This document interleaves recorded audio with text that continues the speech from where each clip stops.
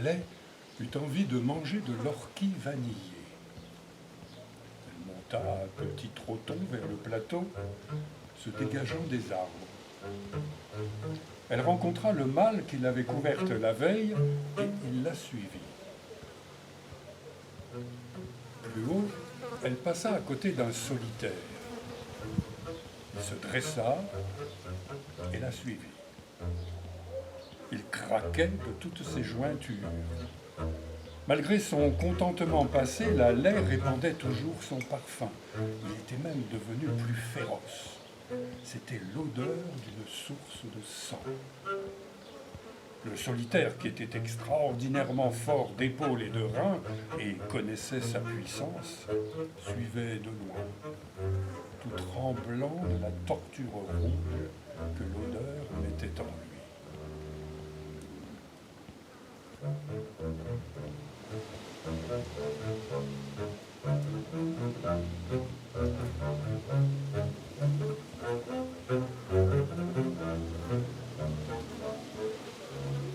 Plus haut, comme il coupait de biais à travers de petits érables, la laie fit lever 2 sangliaux d'1 an et demi, déjà membrés. Elle les salua et se frotta contre l'un et contre l'autre tout en écoutant de ses petites oreilles pointues le pas du mâle derrière elle et en bas dessous le déboulé du solitaire qui arrachait des enlacements de viande. Elle lécha le groin des sangliaux et ils la suivirent en grognant. Mais arrivée là-haut, comme ils s'approchaient d'elle et se dressaient sur leurs pattes de derrière, elle les renversa d'un coup de tête dans le ventre et paisiblement, elle se mit à charruer le carex, à déterrer les racines d'ortie et à manger.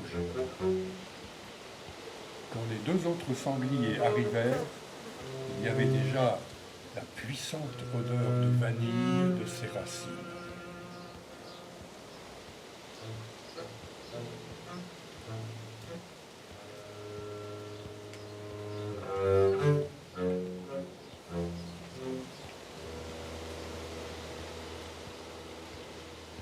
Bientôt un large espace de prairie fut écorché et l'odeur de la terre noire fuma, se mélangeant à l'irritant parfum de la vanille. Le louche fumet du sang des vers de terre s'attachait aux pieds piétinants des sangliers, et la gueule ruisselante de bave et de parfum, il jouissait de toute la vendange du sang et de mâcher en même temps cette céleste odeur si forte qu'elle éclatait en éclairs sous leurs dents. Peu à peu, une ivresse pareille au gonflement lunaire de la mer balança les sangliers. Elle semblait les soulever par-dessous le ventre.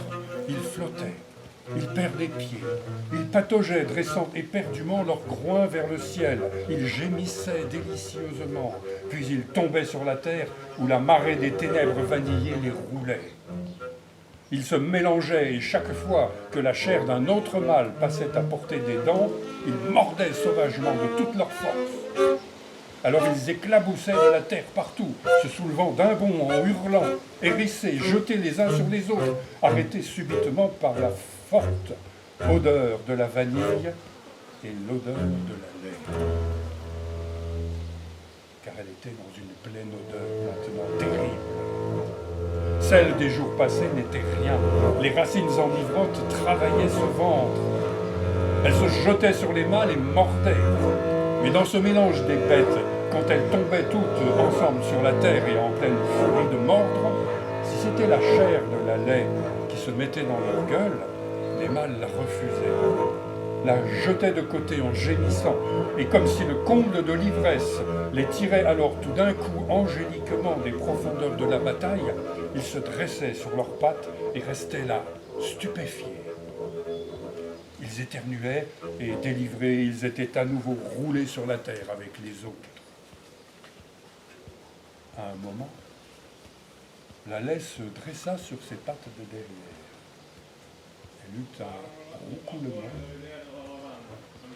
que le solitaire comprit. Il se boula un peu par côté dans les épaules. Il se jeta sur les sangliaux. Il ne s'agissait plus de mordre. Il fallait tuer. Il était plus savant que tous parce qu'il vivait seul. Il connaissait le sens profond du nocturne. Il renversa le sanglier encore presque paisiblement. L'autre rageait contre une jouissance qui l'écarquillait comme une fleur. Il se coucha, ouvrant les pattes de son ventre. C'est là que le solitaire planta ses défenses d'un coup, dans lesquelles il poussa de toutes ses épaules et il déchira de bas en haut. Le hurlement frappa les arbres, le plat des prés, les échos, le profond des vallons, et les bêtes jaillissaient de tous les côtés.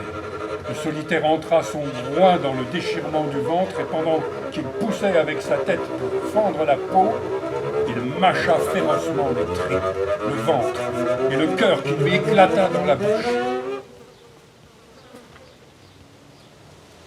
Le silence était revenu. Les hêtres frottaient doucement leur grand feuillage sur le sable de la baie.